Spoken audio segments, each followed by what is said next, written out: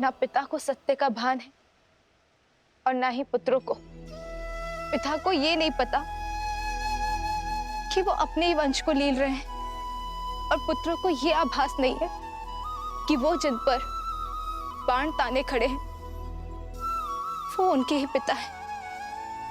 कदाचित सत्य का ज्ञान इस युद्ध को टाल सकता है।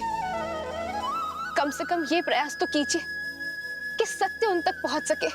सत्य उचित समय आने पर ही सबके समक्ष उजागर होता है देवी, और जो समय से पूर्व ही सत्य को सबके सामने लाने का प्रयास करता है वो नियति के लक्ष्य में बाधा उत्पन्न करता है। आवश्यक नहीं कि समय सदैव आपके पक्ष में हो, क्योंकि सत्य और समय कभी साथ साथ होते हैं तो कभी भिन्न। श्री राम और लवकुश के मध्य होने वाले इस युद्ध को भी स्वयं समय ने ही चुना है।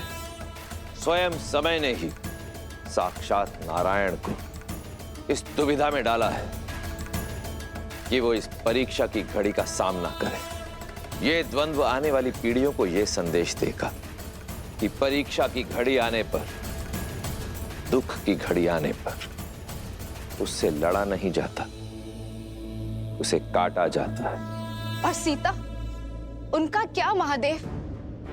वो तो सूर्पनखा और सहस्त्र रावण के पाश में फंसी है। कहीं जो काम शक्ति नहीं कर पाई वो युक्ति ना कर दे। नहीं नहीं महादेव, सीता को कुछ नहीं होना चाहिए।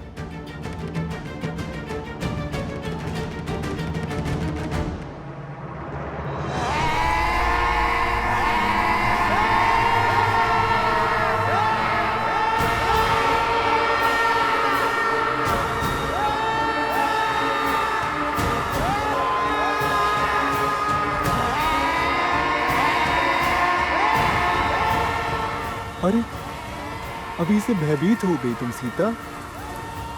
अभी तक तो तुमने विध्वंस का दंश झेला ही नहीं है।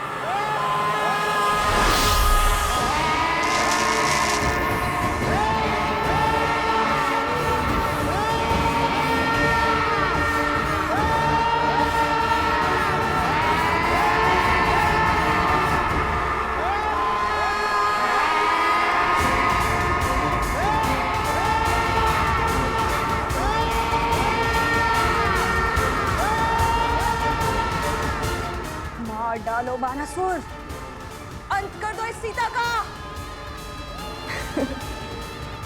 इसके साथ ही रामायण की गाथा और उसकी संपूर्णता की कथा का अंत हो जाएगा भैया।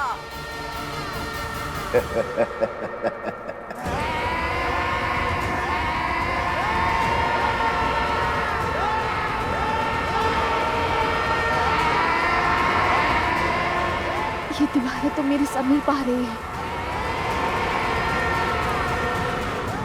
हे गौरी माँ, मुझे अपनी शरण दे, मेरी सहायता कीजिए गौरी माँ।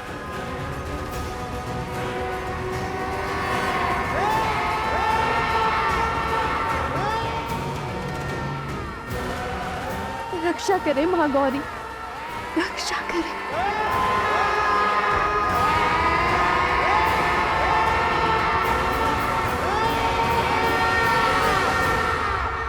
महादेव, महादेव, अब मेरी पुकार हो रही है।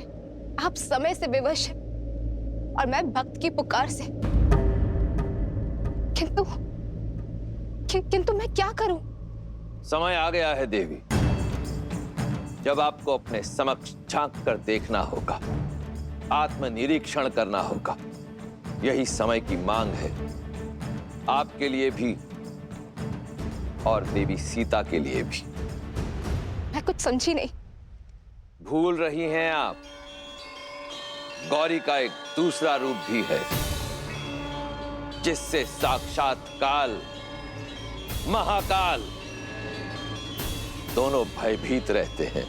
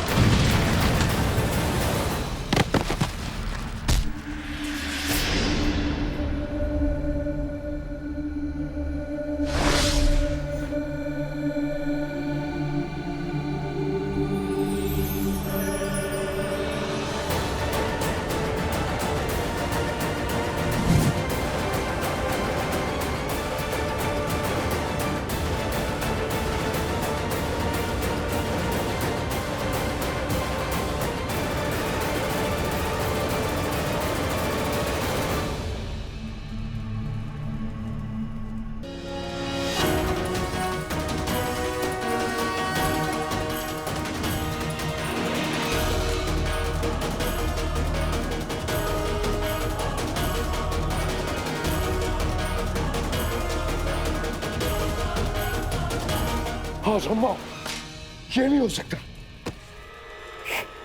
ये नहीं हो सकता।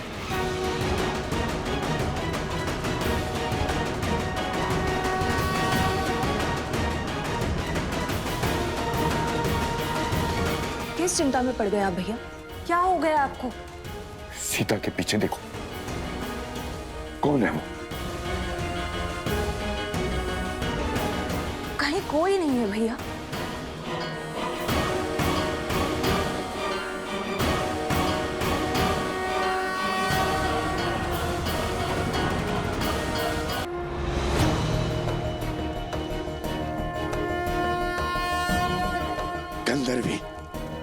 गंधर्वी चंचलाक्षी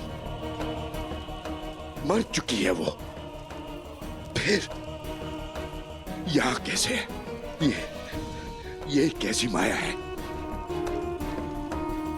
गंधर्वी चंचलाक्षी? कौन है ये? क्या हो रहा है आपको भैया? भैया, किसकी बात कर रहे हैं आप? कौन है ये, मुझे बताइए भैया।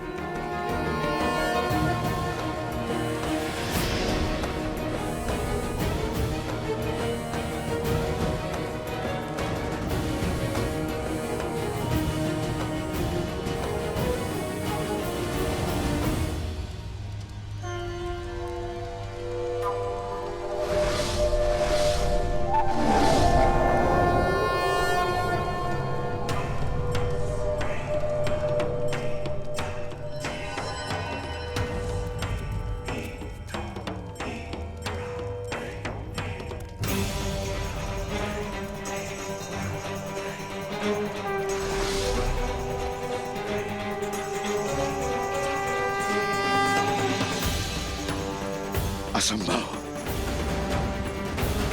चंचलाक्षी लौट कर नहीं आ सकती। नहीं! क्या हुआ? श्री राम रुक क्यों गए? हम पर प्रहार क्यों नहीं कर रहे हैं?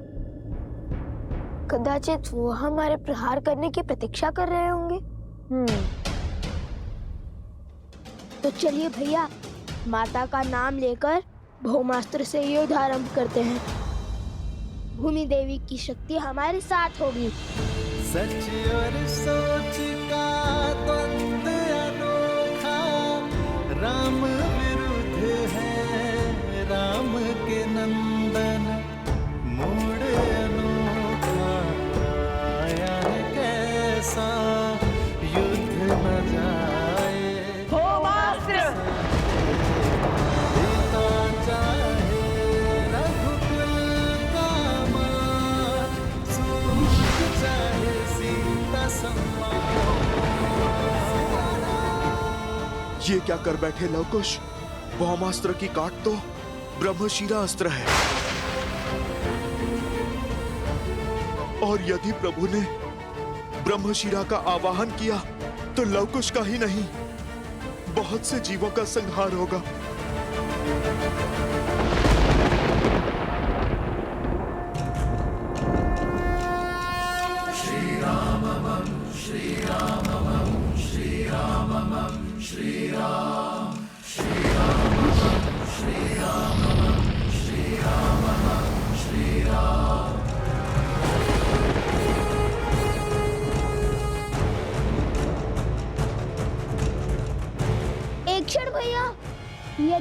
राम ने भौमास्त्र के विरुद्ध ब्रह्मशिरा अस्त्र का उपयोग किया तो हमारे पास उसका काट भी नहीं है। वो निर्णय उनका है।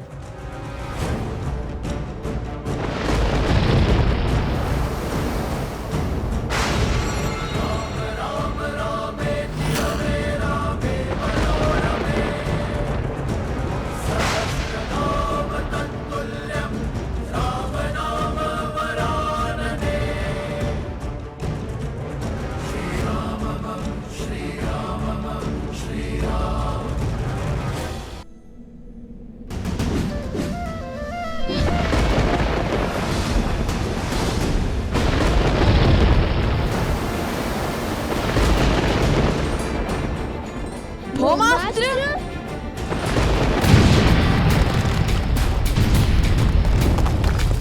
श्री रामचंद्र कृपालु भजुमन हरण भव भय दारुण।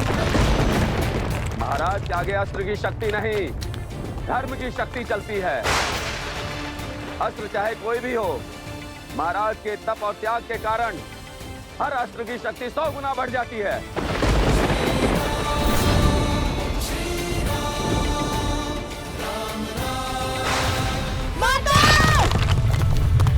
लवकुश!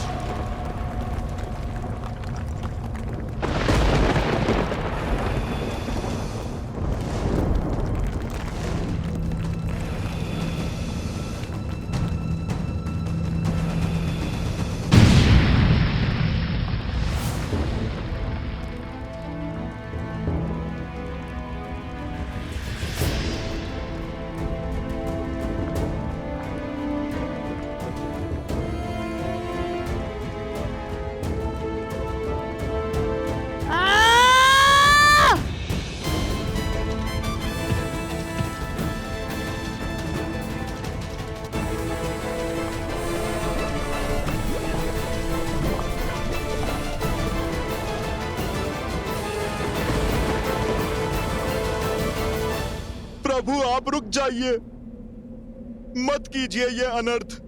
मेरे पास रुकने का कोई कारण नहीं है हनुमान।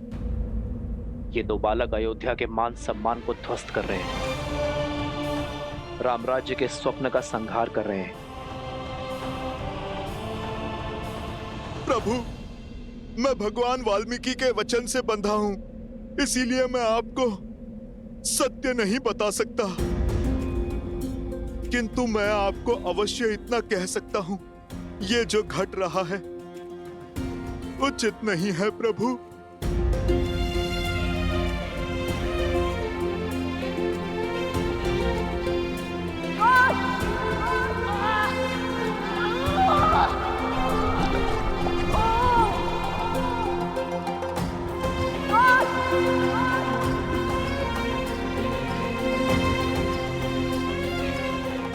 तुम ठीक कह रहे हो हनुमान, जो हो रहा है उचित नहीं हो रहा है, किंतु मैंने लव कुश को अनेकों अवसर दिए। मैं नहीं जानता भविष्य के गर्भ में क्या छुपा है। मैं नहीं जानता कि लव कुश के भाग्य में जीवन है या मृत्यु, किंतु ये इनके स्वयं के कर्म है, जिसका फल उन्हें भोगना ही होगा।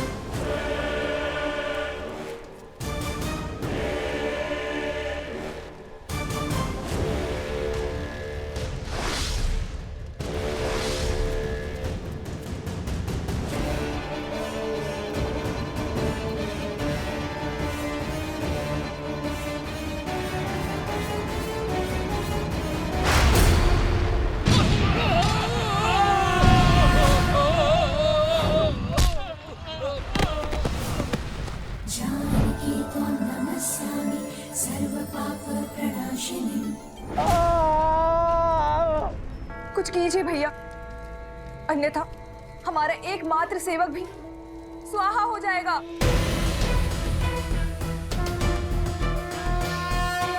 कुछ नहीं कर सकता मैं। ये चंचलाक्षी है। क्या हुआ है आपको भैया? कौन है ये चंचलाक्षी? कैसे जानते हैं आप इसे? क्या नाता है आपका उससे? बताइए भैया, उत्तर दीजिए भैया। कौन है ये चंचलाक्षी? क्या हो रहा है आपको भैया? भैया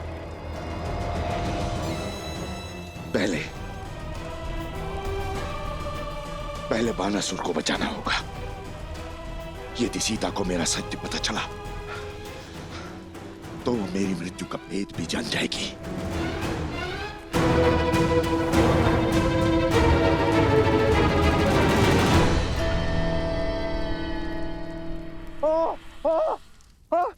महाराज बचाइए, बचाइए महाराज। माता! माता!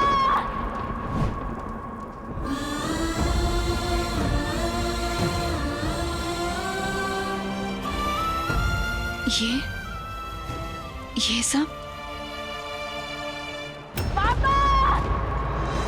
लवकुश, लवकुश, लवकुश, कहाँ हो तुम? कहाँ है लवकुश? लवकुश!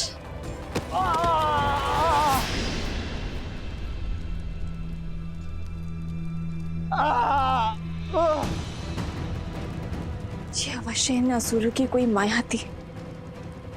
मेरे मंत्र जाप में विघ्न डालकर भाग निकलने की इनकी युक्ति थी। ये मेरे पुत्रों का स्वर नहीं था।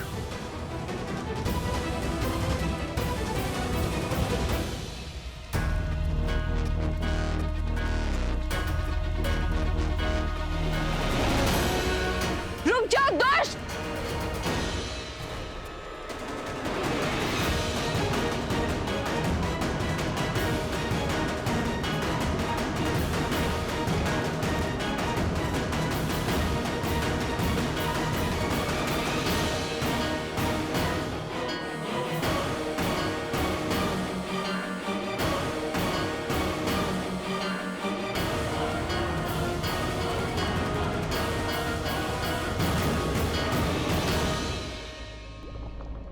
संभाल कर कुश, ये पत्थर तो खिसक रहे हैं। हमें इस पास से बाहर निकलने का कोई न कोई मार्ग ढूंढना होगा। हमें माता का नाम लेकर अपने जीवन को दांव पर लगाकर ना ये अंतिम बार करना होगा। जीवन को बचाने का प्रयास करना होगा। और यदि ये लावा हम पर गिरा या पत्थर निकले तो हमारी मृत्यु निश्चित है।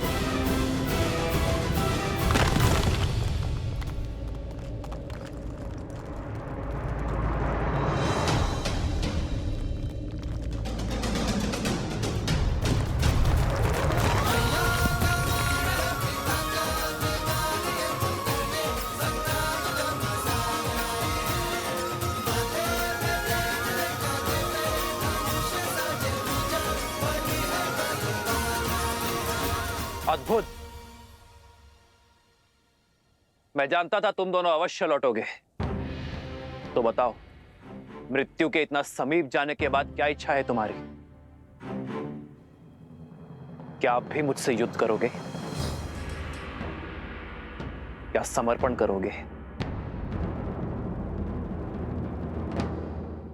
बालकों, मान जाओ प्रभु की बात। स्वीकार कर लो प्रभु का ये अवसर, स्वीकार कर लो। जब श्री राम और राजानुज लक्ष्मण को ऐरावत उठाकर ले गया था, जब आपको कोई मार्ग नहीं सूझ रहा था, तब क्या आपने पीछे हटने का विचार किया था? जब मेघनाथ ने लक्ष्मण जी को घायल किया था तब आपने पीछे हटने का सोचा था?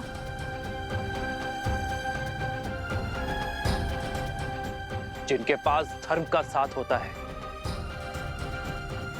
उन्हें पीछे हटने की कोई आवश्यकता नहीं होती बालकों। आपको किसने कहा कि हमने अश्वरोग का धर्म किया है?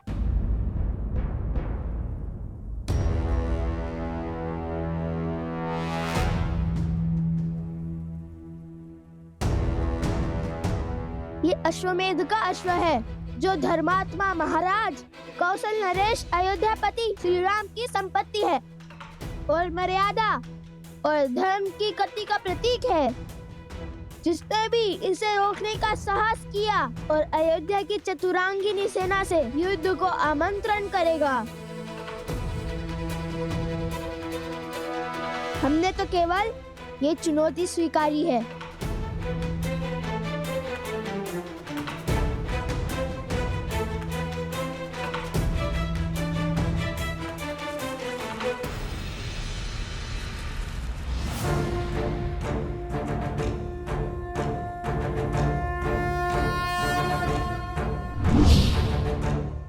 यदि चुनौती ली है तो उसे पूर्ण करने के लिए सच हो जाओ।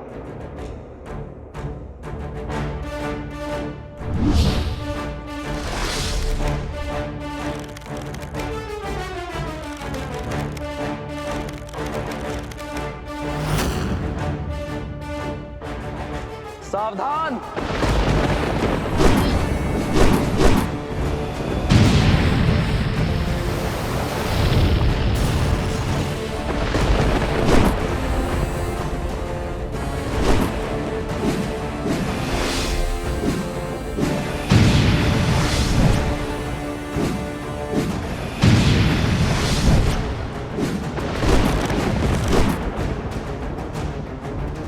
भैया हमारे बाण तो आधे मार्ग तक भी नहीं पहुंच पा रहे। प्रयास करते रहो कुश।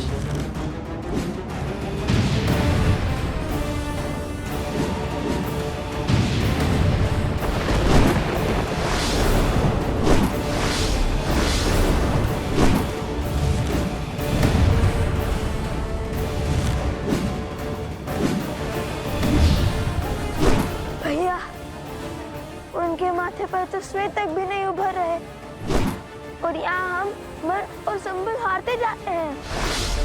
शब्द नहीं, हाथ तक चलाओ कुश।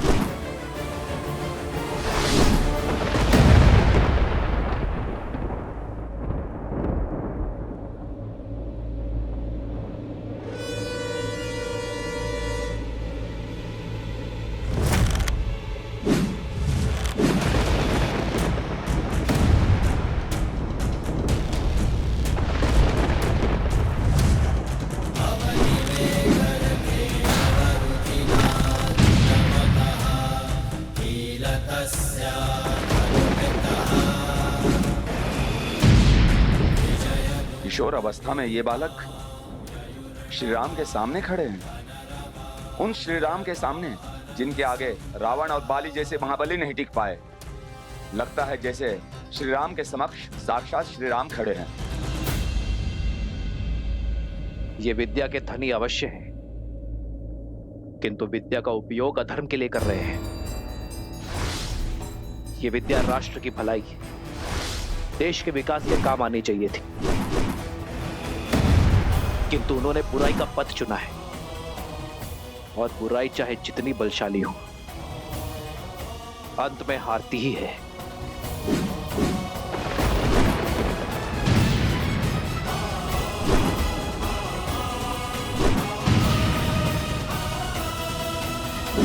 यह युद्ध आज समाप्त होकर ही रहेगा। या तो ये बालक आज अपना हट त्यागेंगे या फिर प्राण। रघुकुल रीत सदा चली आई, प्राण जाए पर वचन न जाई।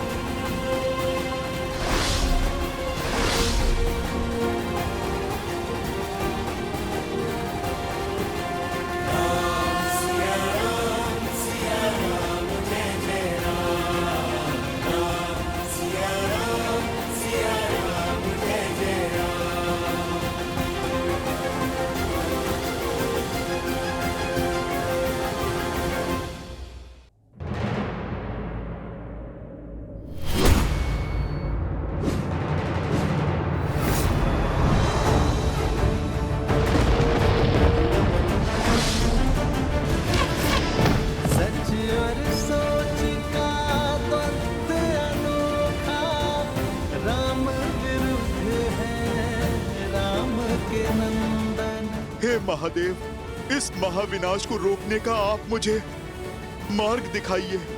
मेरे प्रभु और उनके वंशजों को इस अनर्थ से बचाइए महादेव।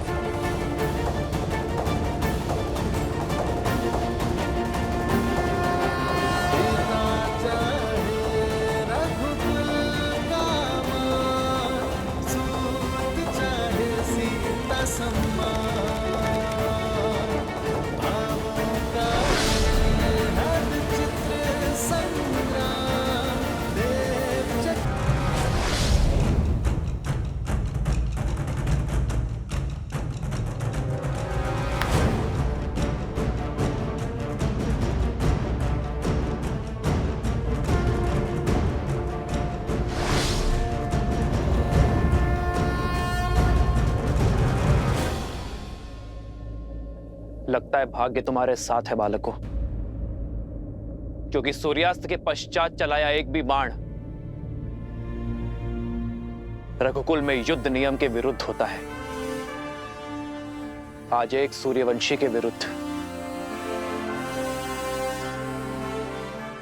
तुम्हारी ढाल साक्षात सूर्यदेव बनकर आए हैं। नियति तुम्हें अंतिम अवसर दे रही है बालकों। जाओ, जाकर अपनी माता को सत्य बताओ। यदि कल सूर्योदय होने पर तुम दोनों के हाथों में धनुष दिखे तो उसी क्षण हट और हटी दोनों का अंत कर दूंगा।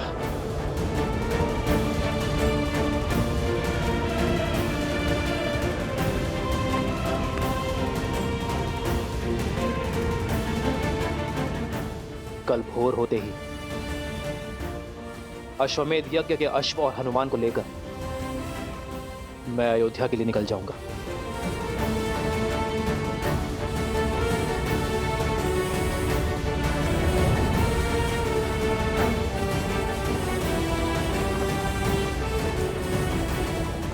जाओ और जाकर हर भूल के लिए अपनी माता से क्षमा मांगो।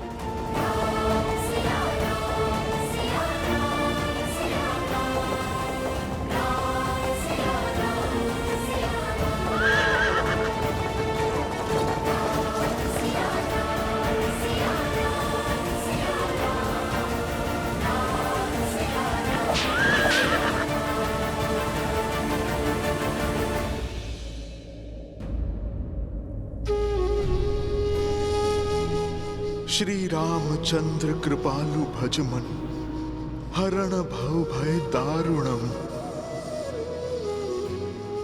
कृपा और दया के सागर है मेरे प्रभु श्री राम। यही उनकी महानता है। वो हर एक पापी को अंतिम अवसर देते हैं। उन्होंने रावण तक को दिया था, फिर आप दोनों तो उनके परम भक्त हैं। अपनी भूल सुधारिए। जाओ लवकुश, ये मेरी आपसे विनती है, अपनी माता को सब कुछ सच बता दो। फिर जो माता कहे आप वो ही करना। समझने का प्रयास करो बालकों। आज जो बाण रुक गए वो जलंधर अवश्य चलेंगे, और वो प्रहार रघुकुल के मस्तक पर सबसे बड़ा कलंक होगा। जाओ, आप अपनी माता से बात करो। यदि बता नहीं सकते तो उन्हें यहाँ पर ले आओ। हर समस्या का समाधान स्वयं हो जाएगा बालकों।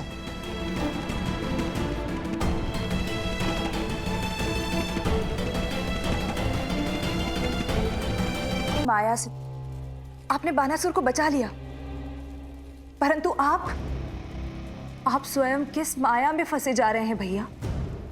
क्या नाता है आपका इस गंधर्वी चंचलाक्षी से? और सीता के पीछे आपको वो क्यों दिखाई दे रही है? मुझे तो कुछ नहीं दिखाई दे रहा है। ये घटना संकेत है शुभनखा, उस श्राप का। कहीं वो सीता उस श्राप को पूर्ण करने का माध्यम तो नहीं, जो श्राप मुझे गंधर्वी चंचलाक्षी ने दिया था। पहेलियां मत बुझाइए भैया, मुझे स्पष्ट रूप से बताइए कि किस श्राप की बात कर रहे हैं आप? मैंने अनेक वर्षों तक ब्रह्मदेव का तप करके उनसे अजर अमर होने का वरदान प्राप्त किया था। यह आशीष पाया था कि मुझे केवल स्त्री ही मार सकती है। मैं समझ गया था कि इस वर में अवश्य कोई छल छुपा हुआ है, इसलिए मैंने एक और वरदान मांग लिया कि मेरे सहस्त्र शिशु में सहस्त्र गुना कूटनीति और चालाकी भरी होगी। उसके बाद मैंने कई राज्यों पर अपना आधिपत्य स्थापित किया, परंतु मैं दशानंद रावण की तरह दिग्विजय नहीं बनना चाहता था। मुझे बहुत अधिक की नहीं, केवल थोड़ी की ही अभिलाषा थी। तो मैंने अपने अधीन में कुछ ही राज्य किए।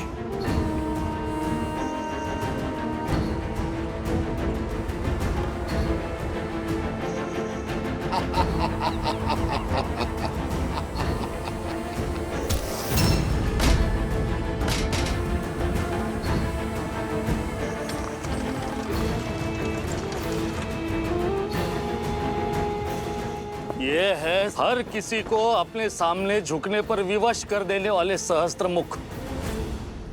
मैं अपना राज्य इन्हें सौंपता हूं। आज से यहाँ की हर वस्तु हमारी है। जाओ, हर रत्न, हर आभूषण, हर मूल्यवान वस्तु ले आओ हमारे समक्ष।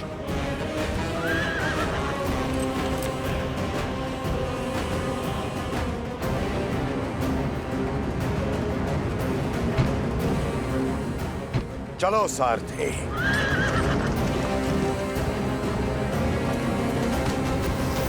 छोड़ो मुझे। छोड़ दीजिए, क्या कर रहे हैं? छोड़ दीजिए। हर अनमोल वस्तु लेकर मैं उस राज्य से निकल ही रहा था कि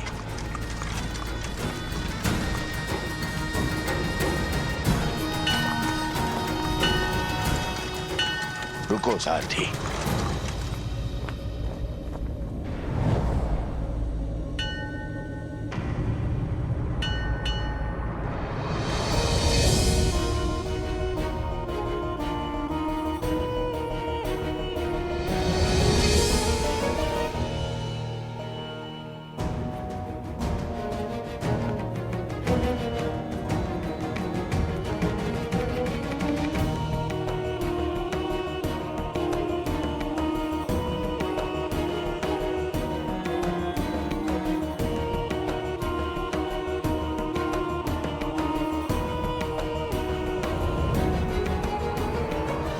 अद्भुत, अनुपम, ये तो संसार का वो धन है, वो ऐश्वर्य है जिसे मेरे पास होना ही चाहिए। इसे न भोगा, इसे न पाया तो वरदान का लाभ क्या।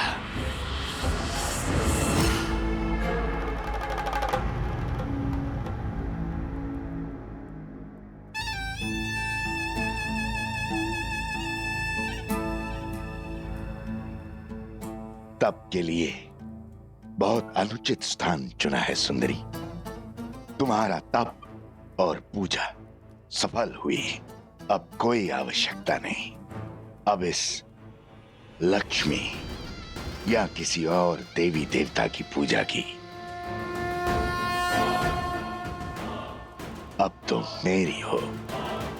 अब और लक्ष्मी और वैभव की आवश्यकता कहां।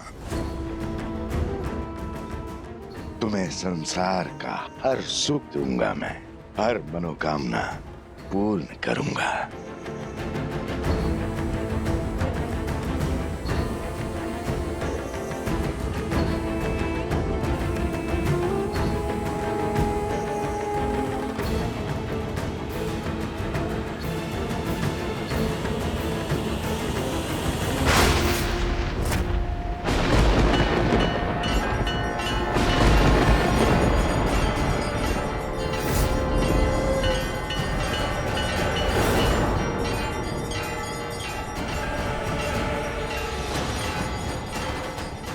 तुम्हारे स्पर्श ने मुझे अपवित्र कर दिया है सहस्त्रमुख।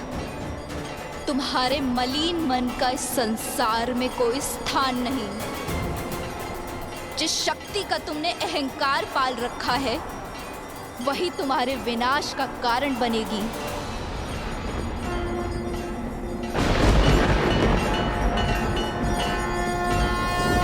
विनाश और मेरा ब्रह्मा का वरदान प्राप्त है मुझे। कौन मारेगा मुझे?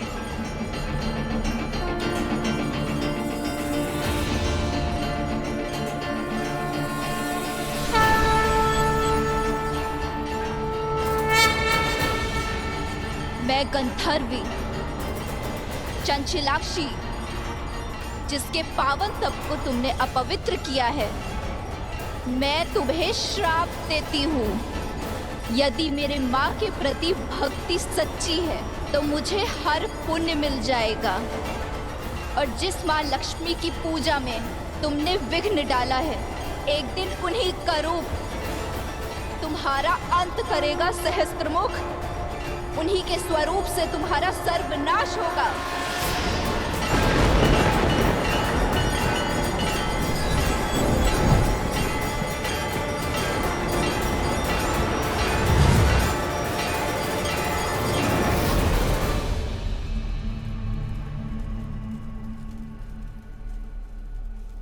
ये वही है जिसके बारे में चंचलाक्षी ने कहा था, मेरा अंत है ये। संसार को भ्रम के जाल में फंसाने वाले मेरे भैया आज स्वयं एक भ्रम से भयभीत हो रहे। शांत हो जाइए भैया, ये वो नहीं है जो। ये वही है, ये वही है, और भय भ्रम से नहीं श्राप से है मुझे।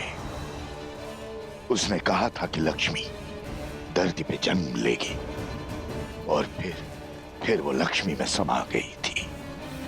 कहीं संसार का संदेह सत्य तो नहीं? कहीं सीता लक्ष्मी का रूप तो नहीं?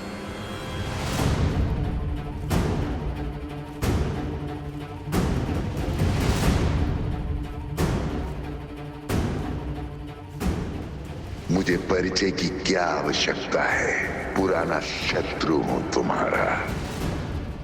मेरा पुराना शत्रु कौन हो सकता है वो जो पुनः लौट कर आया है? किंतु मेरी मृत्यु से क्या सिद्ध करना चाहता है वो? होना हो, ये बात जितनी छोटी लगती है उतनी है नहीं।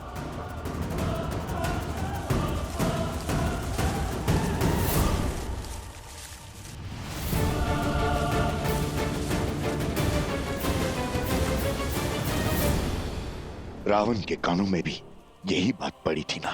सबने कहा था ना कि राम विष्णु है, नर रूप में नारायण है, कहीं लक्ष्मी स्वरूपा सीता मेरे अंत का कारण तो नहीं। कदाचित तभी न रावण राम का वध कर पाया और न ही सीता का स्पर्श।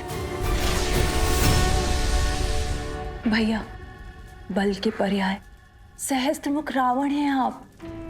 यदि आप निर्बल हो जाएंगे तो हमारे कुल की शक्ति कौन बनेगा?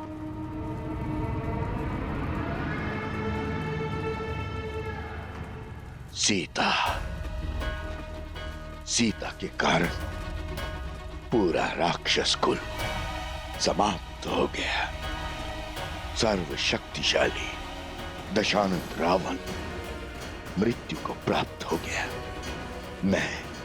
मैं प्रहार की कोई परीक्षा नहीं दूंगा।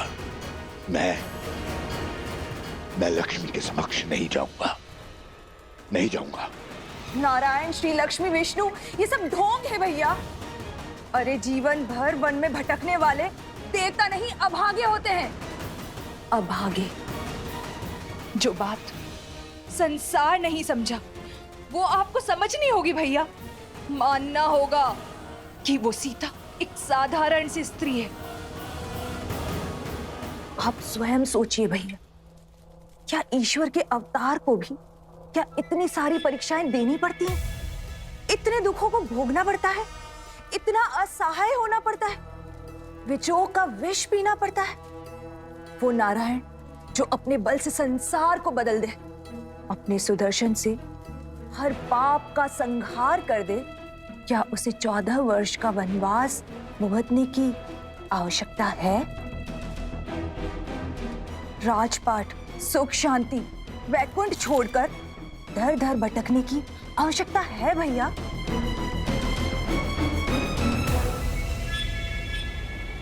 और जिसे आप लक्ष्मी समझ रहे हैं, जिसके भय से थर थर कांप रहे हैं, वो पूरे 1 वर्ष तक हमारे भैया की बंदी रही। यदि वो लक्ष्मी का रूप होती तो क्षण भर में तो लंका से अंतर्ध्यान हो जाती और 1 वार से दशानन की हट को तोड़ देती। भ्रम को बल पर हावी मत होने दीजिए भैया, तनिक सोचिए। तो फिर सीता के पीछे मुझे उस चंचला की छवि क्यों दिखाई दी?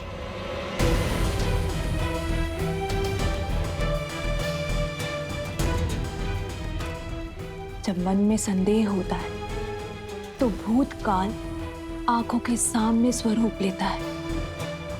ये सब विचारों का खेल है भैया, और कुछ भी नहीं। इस अनर्थ का अर्थ खोजना बंद कीजिए भैया, और प्रहार का नाद आरंभ कीजिए भैया।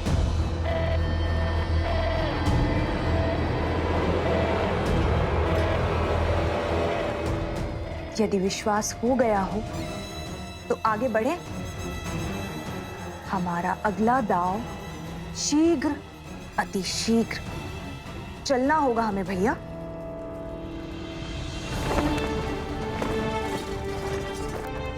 श्री राम,